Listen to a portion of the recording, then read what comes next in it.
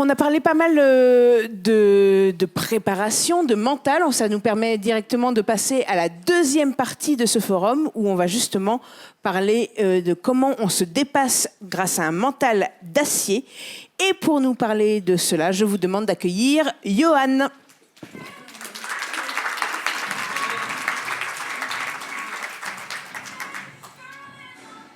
Merci. Toi aussi, tu es une girl on fire, du coup. Exactement, exactement. Je vais tout donner pour être une girl on fire aujourd'hui. Johan, tu es préparateur mental, mais tu as un parcours un petit peu atypique. Est-ce que tu veux nous dire d'où tu viens à la base et comment tu es arrivé là?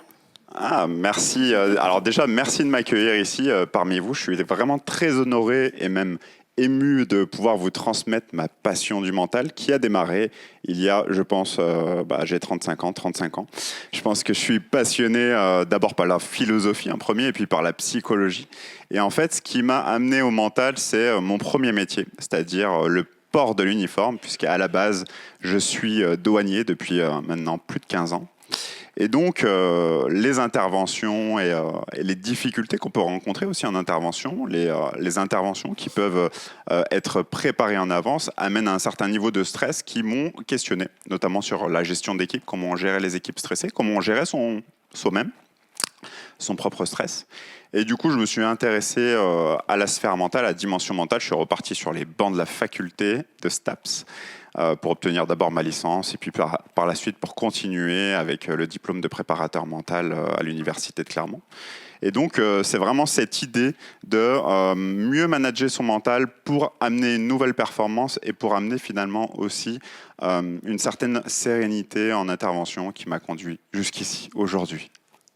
Alors, je déroule mon parallèle depuis le début. Là, on parle beaucoup de sportifs et d'entrepreneurs. Toi, tu accompagnes les deux. Tu accompagnes à la fois les sportifs et les chefs d'entreprise. Est-ce qu'au final, c'est vraiment pareil? Alors, c'est une super question que tu me poses là. Je pense qu'il y a des spécificités quand même. Sur le sportif, la première spécificité, c'est qu'il y a une composante physique qui est claire. Il doit s'entraîner physiquement, il peut avoir des blessures physiques, et donc il y a un aspect émotionnel très particulier par rapport à ça, qu'on ne va pas retrouver chez l'entrepreneur, et qui va avoir par contre d'autres résonances à d'autres niveaux. Une autre différence, c'est que le sportif, très souvent, il a aussi un challenge très spécifique à un moment donné qui va arriver. C'est un peu moins le cas pour l'entrepreneur, même si là, dans ma posture d'entrepreneur, aujourd'hui, c'est un challenge spécifique pour moi, puisque je ne suis pas habitué à faire des conférences, ou en tout cas à parler devant une centaine de personnes, mais un public aussi radieux qu'aujourd'hui. Donc, du coup, je suis challengé. Donc, en tant qu'entrepreneur, on peut vivre aussi des challenges, mais je pense qu'ils sont moins présents que ce que peut éprouver un sportif. En revanche, l'entrepreneur, il va avoir une particularité qui rejoint le sportif aussi, c'est la motivation. Comment conserver, on a beaucoup parlé de passion, comment conserver sa motivation? Moi, je parle beaucoup d'inspiration, parce que je ne crois pas trop à la discipline forcée, où on viendrait nous fouetter le matin pour se lever et aller faire du chiffre d'affaires. Je crois beaucoup, au contraire, à l'inspiration, à ce qui vient de l'intérieur et à ce qui nous connecte, tout simplement. Et pour moi, c'est ça le lien le plus ténu et le plus profond entre le sportif et l'entrepreneur. Donc la bonne nouvelle, ça veut dire que tout comme un sportif, un entrepreneur ou une entrepreneur qui se prépare à pitcher devant des investisseurs, par exemple, ou devant un jury comme l'ont fait les finalistes ce matin, il peut se préparer. On peut muscler son mental pour dépasser cette espèce de plafond de verre, de syndrome de l'imposteur qu'on a un peu tous et toutes, surtout. Carrément, c'est une très bonne remarque. Je suis tout à fait d'accord avec ça. Je pense qu'un des challenges qu'on va rencontrer beaucoup chez les entrepreneurs, c'est comment se sentir légitime et comment oser parler de son activité, comment oser porter son projet. Et ça se prépare mentalement. Effectivement, je suis assez d'accord. Ben, je vais te laisser la scène parce que tu vas essayer de nous expliquer comment dépasser ce fameux syndrome de l'imposteur et nous donner quelques conseils. Sortez vos stylos, c'est maintenant que ça devient intéressant. Merci Anne. Alors, je ne sais pas si je vais réussir à faire ça en un temps restreint, parce que vous avez pu remarquer déjà que je suis assez prolixe. J'aime beaucoup parler du mental. Mais néanmoins, sur cette idée de se dépasser et d'oser plus pour justement atteindre un objectif, qui est, je pense, le fer de lance d'absolument tous les entrepreneurs, C'est une nécessité, en fait, d'oser parler de son entreprise, d'oser se mettre en avant, que ce soit d'ailleurs au niveau de sa famille, puisque parfois on peut ressentir de la pression familiale. Est-ce que je peux parler de mon activité, de mon rêve, de mes ambitions auprès de ma famille? Est-ce que je ne vais pas être jugé, rejeté? Pareil avec mes amis, se pose la même question. Et puis, il y a aussi avec mes pairs, avec d'autres entrepreneurs. Comment parler de ça? Comment oser être moi-même finalement? Et puis, il y a évidemment avec les clients, avec les partenaires institutionnels, les banquiers. Comment se mettre en avant finalement? Comment oser prendre sa place? Je pense que c'est une problématique qu'on rencontre tous et en tout cas moi personnellement, j'ai souvent hésité à parler de mon activité, de peur d'être jugé. Est-ce qu'il y en a d'autres ici qui ont hésité comme moi à parler de leur activité à un moment donné dans leur vie? Levez la main s'il vous plaît, ne me laissez pas seul. Merci, merci, merci. Donc on peut voir que c'est un problème qui nous touche tous. Et si ce problème il nous touche tous, eh ben, finalement c'est qu'il est un peu naturel. Et ce naturel c'est de douter. Donc je doute de mes capacités, je doute de ma légitimité. Mais on pourrait regarder le doute sous un autre angle. Le doute, c'est aussi une opportunité. C'est l'opportunité de combler les angles morts. C'est l'opportunité de se préparer à des réactions auxquelles on ne pouvait ne pas s'attendre. C'est l'opportunité finalement de s'impliquer encore davantage. Et souvent, on perçoit le doute, le stress et toutes les autres formes de trac qu'on pourrait avoir comme quelque chose d'extrêmement négatif qui va nous paralyser. Mais moi, je vous propose de changer un peu cet état d'esprit, de voir les choses un peu différemment sur le fait de douter de soi. Est-ce que c'est pas normal de douter de soi? Est-ce que c'est pas finalement un cadeau que nous fait notre cerveau? Notre cerveau un peu saboteur par ailleurs, qui a une vision assez dichotomique des choses. Il voit les choses en noir ou en blanc. Pour lui, ou c'est dangereux, ou au contraire, c'est plaisant. Et si c'est dangereux, il n'a pas envie qu'on le fasse. Et s'il considère que pour vous, entreprendre, c'est dangereux, et c'est le cas, eh ben, il n'a pas envie qu'on le fasse. C'est une prise de risque. Ici, quand je viens vous parler, mon cerveau, ce matin, en me levant, il m'a dit « Ne fais surtout pas ça. Tu es fou. Tu es fou. Reste tranquille dans ton lit avec tes clients. Tu n'as pas besoin de faire cette conférence. Pourquoi tu vas faire ça ?» Et là, on en arrive aux 3 étapes essentielles, à mon sens, pour se sentir, non pas légitime, mais pour oser. Pour se sentir quelqu'un qui est capable d'oser franchir n'importe quel obstacle. Quelqu'un qui est capable, finalement, de sortir de sa zone de confort. Parce que je pense qu'entreprendre, fondamentalement, c'est ça. Et la première étape pour réaliser ça, et pour se débarrasser de ce cerveau un peu saboteur, un peu dichotomique, c'est la clarté mentale. Où est-ce que je vais ? Quelle est ma direction? Quelle est la mission de mon entreprise? Mon entreprise, elle a une mission. J'entends que parfois, on mène certaines entreprises sans la passion. Tout à l'heure, j'ai entendu ma camarade précédente qui disait ça ne me passionne pas particulièrement les semelles. En revanche, l'entrepreneuriat en lui-même me passionne. D'accord. Et quelle est la mission de l'entreprise? La mission de l'entreprise, c'est sans doute, j'affabule, elle m'excusera, c'est sans doute d'aider les sportifs justement à préserver leurs chaussures, c'est les aider à se sentir mieux, à se sentir plus à l'aise. Donc la mission de l'entreprise a un sens pour elle. Et il y a un pourquoi qui se cache derrière. Quels sont les pourquoi qui me poussent à faire ça? Quand je connais la mission de mon entreprise, quand je connais les pourquoi qui me poussent le matin à me lever, je peux à ce moment-là avoir une vision claire de ce que je veux avoir comme quotidien. Et moi, je vais vous proposer un petit jeu, si vous êtes d'accord. C'est juste de prendre une grande respiration et puis, quand je vous le dirai, juste de fermer les yeux et de vous connecter à vous-même pour trouver la vision de votre vie idéale quelque part. Est-ce que vous êtes OK déjà pour vous connecter à ça? Qui est OK pour faire ça avec moi aujourd'hui? OK, super, merci. Alors, je vous invite à prendre une grande respiration maintenant. Une grande respiration maintenant. Fermez les yeux et relâchez-vous. Tranquillement, simplement, facilement. Connectez-vous à vos paupières. Comme si elles étaient complètement closes, complètement fermées, impossible à soulever. Simplement parce que vous vous connectez à vous, ce qui est important à l'intérieur, à cette mission que vous portez, à ce message qui vous guide, à cette étoile polaire que vous avez fixée là, en haut. Et imaginez cette vie que vous voulez avoir. Imaginez ce quotidien parfait pour vous. Vous vous levez à une certaine heure, vous faites les choses les plus importantes pour vous dans cette journée. Quelles sont ces choses? Établissez votre vie parfaite dans cette vision, car c'est cette vision qui va vous guider le plus loin. Ok, vous pouvez revenir avec moi avec cette vision qui a une vision d'une journée parfaite pour lui ici, qui sait exactement quelle est sa journée idéale. Ok, je vois quelques mains qui se lèvent, je pense qu'on va pouvoir faire mieux dans quelques instants.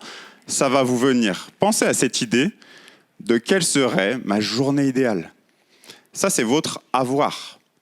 Je veux quelque chose, c'est ce que je veux avoir. Il y a ma mission, mon étoile polaire, mon guide, et il y a mon avoir, ce que je veux avoir dans mon quotidien, c'est là.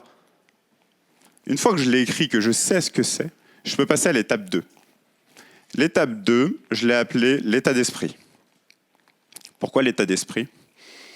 Souvent, on a des états d'esprit qui peuvent être un petit peu limitants, un petit peu cassants.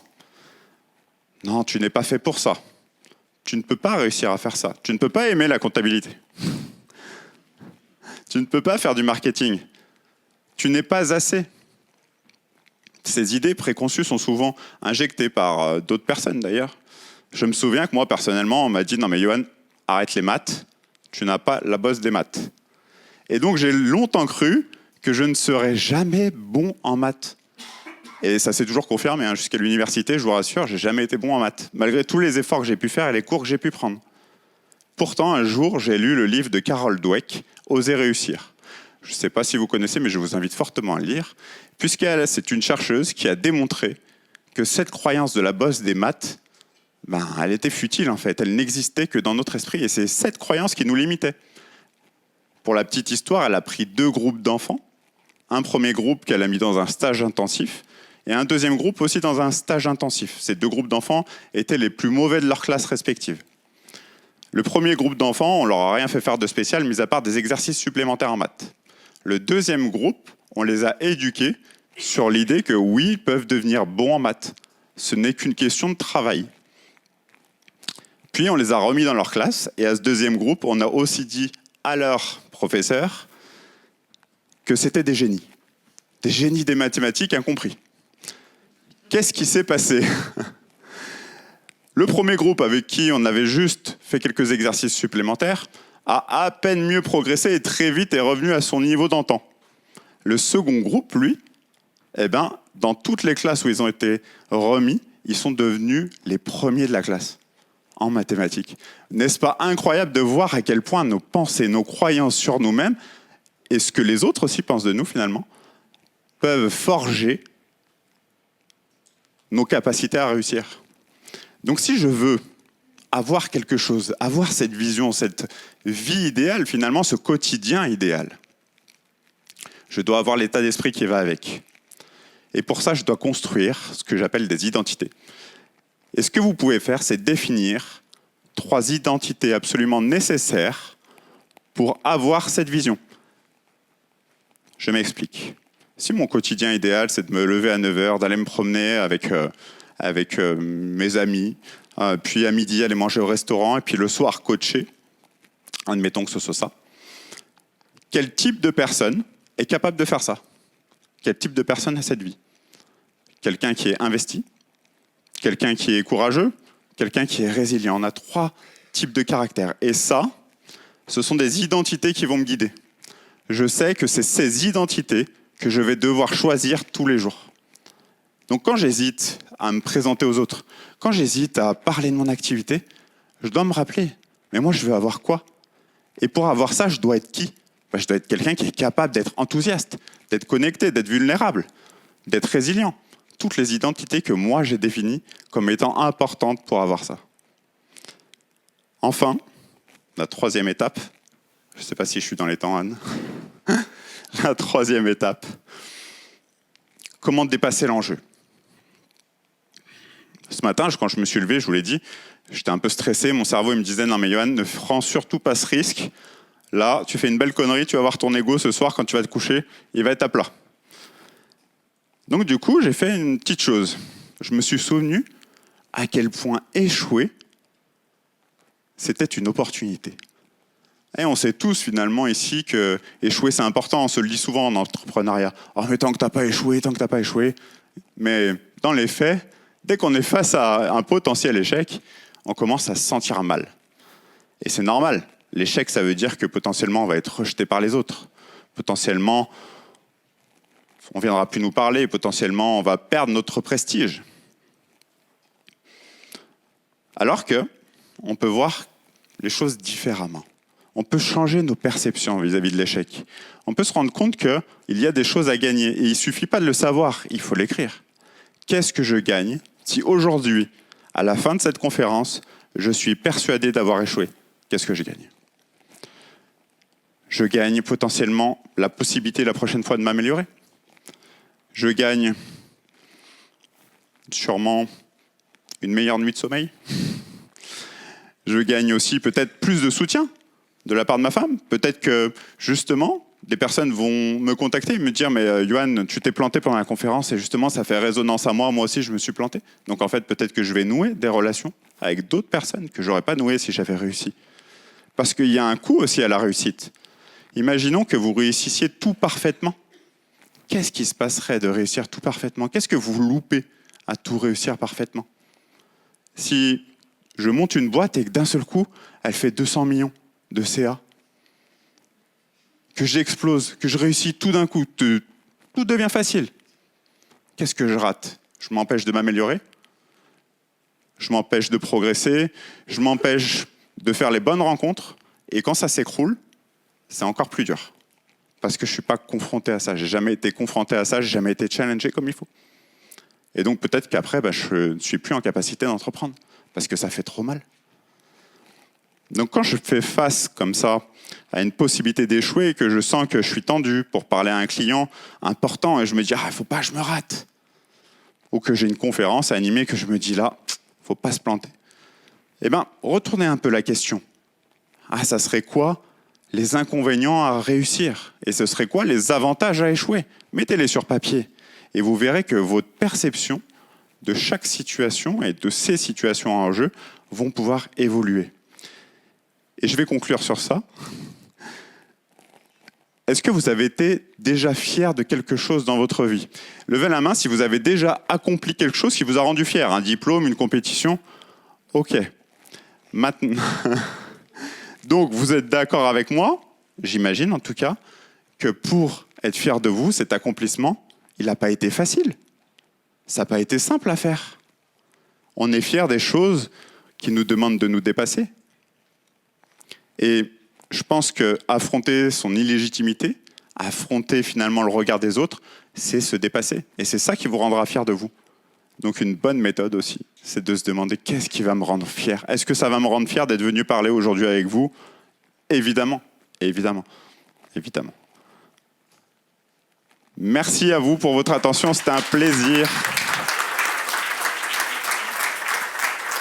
Reste encore avec nous un petit instant. Est-ce qu'on a des questions pour Yohan? Moi, j'ai une question. Et après, je vous donne la parole, il y a juste là. Moi, j'ai une question. On parle souvent de syndrome de l'imposteur. Il paraît, il y a une croyance comme ça qui dit que les femmes sont plus sujettes au syndrome de l'imposteur que les hommes. Je ne vois pas pourquoi. Moi, personnellement, je n'ai pas du tout le syndrome de l'imposteur. Je pense juste que tout le monde peut faire ce que je fais. Donc, c'est un peu pareil, mais pas tout à fait. Il va trouver ses sources où, ce syndrome-là? Pourquoi on a ça? Alors, c'est une question qui est un peu qui est assez profonde, parce que je Merci. pense, je suis pas sûr qu'il y ait une réponse en fait à te faire sur d'où ça vient. Je pense que ça vient de chaque personne et effectivement, il faut aussi regarder dans le passé. On en parlait tout à l'heure en préambule, en dehors de la conférence, mais je pense aussi qu'il y a beaucoup de choses qui sont nouées dans notre passé, dans notre capacité à être confiant envers nous-mêmes, dans notre capacité à se sentir légitime, à prendre la parole, etc. Et puis, je pense en réalité aussi qu'on va tous affronter, ou on a tous affronté, mais on va tous affronter un syndrome de l'imposteur à partir du moment où on va faire quelque chose qui n'est pas normal pour nous, qui sort de notre quotidien, qui sort de notre zone de confort. C'est normal d'être dans l'inconfortable. C'est normal de ne pas te sentir totalement légitime. À partir de quand je serai légitime à faire une conférence ici? Est-ce qu'il faut que j'en ai fait 10, 15, 50? Est-ce qu'il faut que j'ai fait des conférences à plusieurs milliers de personnes? Donc, je pense que c'est à la fois très individuel par rapport à ce qu'on a vécu par le passé, Mais c'est aussi tout à fait naturel de se sentir un imposteur. Et salvateur parfois. Parce que moi, je trouve que ça peut être aussi un moteur, Bien sûr. le fait de se remettre en question, de prendre du recul, etc., etc. On avait une question par là-bas, là. Bonjour, vous m'entendez ou pas? Très bien. Oui. Parfait. Bien fort dans le micro. Ça ira. marche. Bonjour Yoann, je m'appelle Jean-François. Du coup, de façon pragmatique, est-ce que vous pouvez nous donner 3 tips si on veut préparer une conférence? Ou alors, comment vous vous êtes préparé pour cette conférence? Concrètement, qu'est-ce que vous avez fait? Alors, je vois certaines personnes qui me connaissent ici qui rigolent parce que j'ai relativement peu préparé parce que je suis plutôt un improvisateur. J'aime la pression, j'aime le stress, j'aime un peu saigner des oreilles, me dire oula, là ça va être tendu. Donc j'ai pas tant préparé que ça.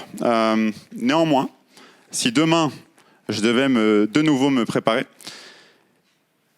3 tips, c'est précis, 3. Ok. 3, je me connecterai à ma mission. C'est exactement ce que j'ai fait ce matin. Je me suis connecté à ma mission. Quelle est ma mission? Qu'est-ce que je veux accomplir? D'accord? Alors moi, je veux accomplir le fait d'aider les autres à dépasser leur peur, à dépasser leur blocage. Ça, c'est ma mission, c'est ce que j'aime faire. Parler du mental, échanger avec les autres, nouer des liens. Ça, j'adore. Première chose. Deuxième chose, finalement, c'est de quoi je vais avoir besoin pour faire ça, pour accomplir cette mission. Donc, je reprends les étapes finalement que j'ai expliquées tout à l'heure. De quoi je vais avoir besoin? Quelle identité? Moi, l'identité que j'incarne aujourd'hui pour moi, pas pour vous, pour moi, c'est d'être enthousiaste, d'être dans l'échange et d'être connecté. D'accord? Et après, comment je sais que je suis là-dedans? Pour moi, être connecté, c'est par exemple regarder le public individuellement. Chacun d'entre vous, je vous regarde. Ça me permet de me connecter. Être enthousiaste, j'ai juste à penser à ma mission parce que ça me rend enthousiaste. Okay. Et finalement, peut-être le 3e tip, c'était de revenir à OK, mais qu'est-ce que j'ai à gagner, à perdre aujourd'hui? En quoi je suis gagnant, quoi qu'il arrive? Est-ce que ça répond à ta question? Parfait, merci. Est-ce qu'on a d'autres questions dans la salle pour Yoann? Oui, il y en a une juste là.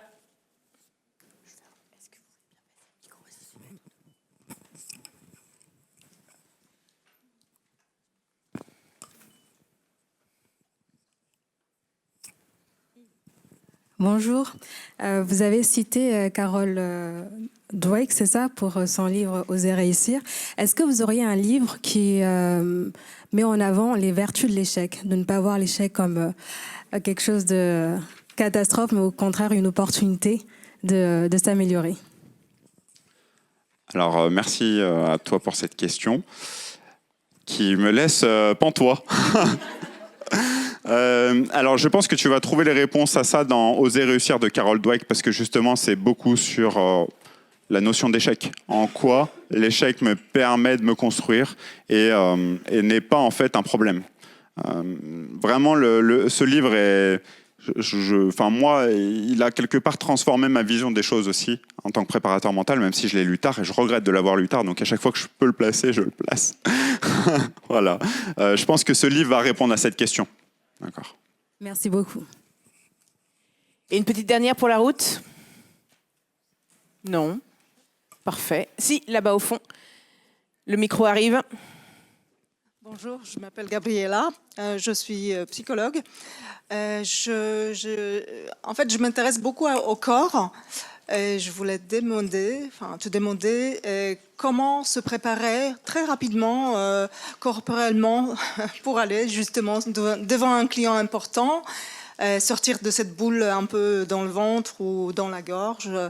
Et puis peut-être, je ne sais pas si pour toi, c'est important de mettre la notion du sport ou de tout ce qui est préparation physique aussi, dans l'entrepreneuriat notamment. Merci. Donc des conseils plus physiques sur... je reformule, mais c'est ça, Gabriel, des conseils plus physiques pour gérer son stress une fois qu'il est là, quoi.